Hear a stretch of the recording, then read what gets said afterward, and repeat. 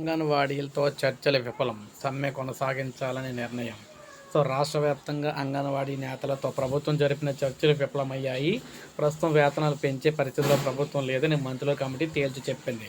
జీతాలు పెంచుకుంటే సమ్మె విరమించేది లేదని అంగన్వాడీ సంఘాలు స్పష్టం చేశాయి. జీతాల పెంపు సాధ్యం కాదని మంత్రి బొత్స సత్యనారాయణ తెలిపారు. అంగన్వాడీల సమ్మెను విరమించాలని కోరామని, అంగన్వాడీల సమ్మె విరమించుకుంటే మేము ప్రత్యామ్నాయాలు చూసుకోవాల్సి ఉంటుందని మంత్రి పేర్కొన్నారు. ఇప్పటికే గర్భిణులకు పోషకాహారం అందటం లేదు. అంగన్వాడీల సమ్మె వల్ల పిల్లలకు వాళ్ళ అమృతం కూడా అందటం లేదు. పోషకాహారం అందకుంటే గర్భిణులు పిల్లలు ఏమవుతారు? సమ్మె విరమించుకుంటే మేము ప్రత్యామ్నాయాలకు వెళ్ళక తప్పదు.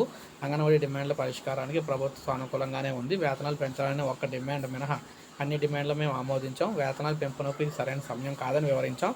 గ్రాట్యుటీ మా పరిధిలోకి రాదని అంగన్వాడీలకు వివరించాం. సంక్రాంతి తర్వాత మళ్ళీ చర్చిద్దామని చెప్పాం.